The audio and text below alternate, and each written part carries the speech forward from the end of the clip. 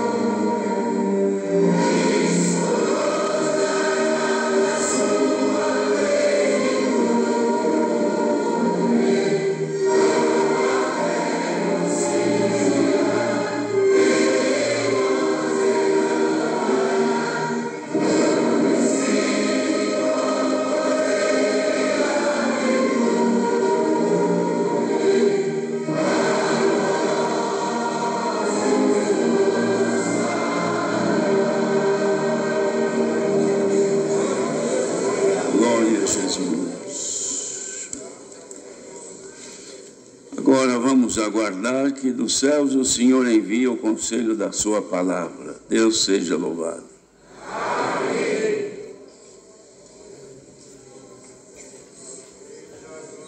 Hoje, a guia do Espírito Santo, vamos ler a palavra, que acha-se escrita no capítulo 2 da carta apostólica de Paulo, Romanos, capítulo 2.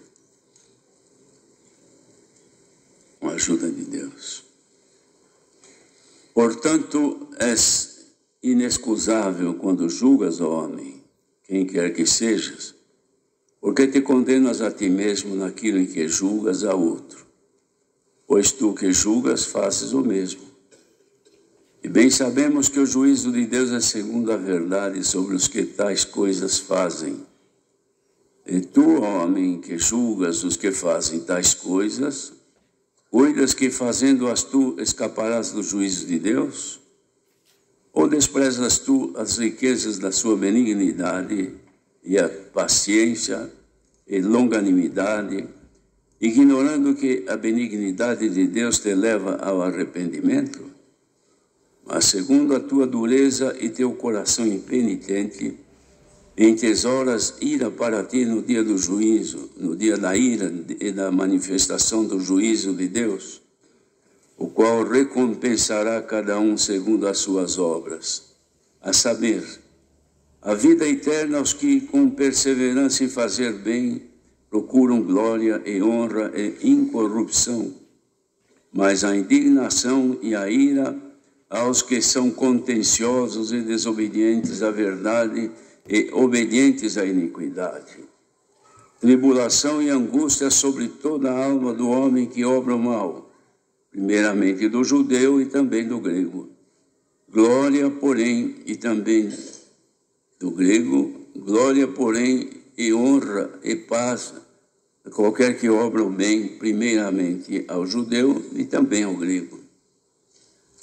Porque para com Deus não há acepção de pessoas, porque todos os que sem lei pecaram, sem lei também perecerão. E todos que sob a lei pecaram, pela lei serão julgados. Porque os que ouvem a lei não são santos, justos, diante de Deus, mas os que praticam a lei hão de ser justificados. Porque quando os gentios que não têm lei fazem naturalmente as coisas que não são da lei, não tendo eles lei, para si mesmos são lei, os quais mostram a obra da lei escrita em seus corações, testificando juntamente a sua consciência e os seus pensamentos, quer acusando-os, quer defendendo-os. No dia em que Deus há de julgar o segredo dos homens, por Jesus Cristo, segundo o meu evangelho. Até aqui somente.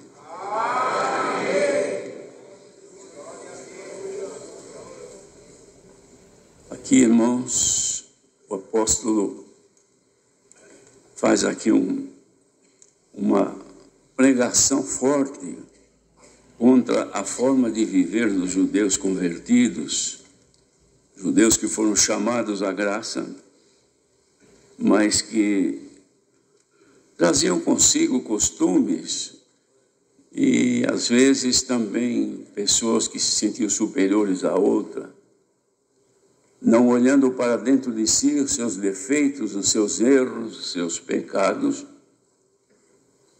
mas olhavam os dos outros para condenar, para mostrar o pecado do outro, tendo como a impressão de que ele estivera sem pecado, sem defeitos.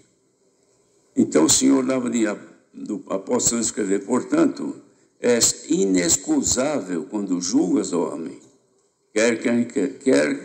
quem quer que sejas, porque te condenas a ti mesmo naquilo em que julgas a outros, pois tu que julgas, fazes o mesmo. E bem sabemos que o juízo de Deus é segundo a verdade sobre os que tais coisas fazem. E tu, homem que julga os que fazem tais coisas, cuidas que fazendo-as tu, escaparás ao juízo de Deus? Ou você despreza as riquezas da sua benignidade e paciência e longanimidade, ignorando que a benignidade de Deus te leva ao arrependimento? Pessoa vendo o defeito nos outros, não levava em consideração que a benignidade, a bondade de Deus fazia a pessoa se arrepender, e arrependendo-se, alcançava perdão e era justificado. Enquanto aquele que julgava, ele não se submetia a isto, ele não via esta benignidade de Deus no perdão. Ele queria ver o uso da força de Deus para castigar os desobedientes. E aqui ele é repreendido, então, porque ele usa de hipocrisia. Tem defeito, a consciência pesada, mas ele prefere condenar outros que, segundo a sua ótica, estejam andando contra a vontade de Deus. E, na verdade, a pessoa mesma é que está contra o querer de Deus, porque há um só juiz, que é juiz dos vivos e dos mortos, e ele julga com misericórdia, de modo que aquele feria já os princípios de Deus, pensando que agradava a Deus e andando de forma tão contrária ao querer de Deus. E por conta disso, irmãos, a repreensão foi forte. O apóstolo não poupou a forma deles se conduzirem, tanto que depois, falando com os irmãos de Roma, que muitos ainda tinham a força da lei com eles, por isso que o apóstolo falava forte. Mas ele faz uma consideração forte também com respeito aos hebreus, que haviam convertido também, tanto em Roma como em outros países, em outros lugares, que eles não se interessavam em melhorar. Sabiam, mas não melhoravam. Dizia assim: convém-nos atentar com mais diligência para as coisas que já temos ouvido, para que em tempo algum nos desviemos delas. Aí ele diz por quê? Porque se a palavra falada pelos anjos permaneceu firme, e toda transgressão e desobediência recebeu a justa retribuição, como escaparemos nós, se não atentarmos para uma tão grande salvação, começando a ser anunciada pelo Senhor, depois foi confirmada pelos que ouviram, e testificando também Deus com ele por sinais e milagres e várias maravilhas e dons do Espírito Santo distribuídos por sua vontade.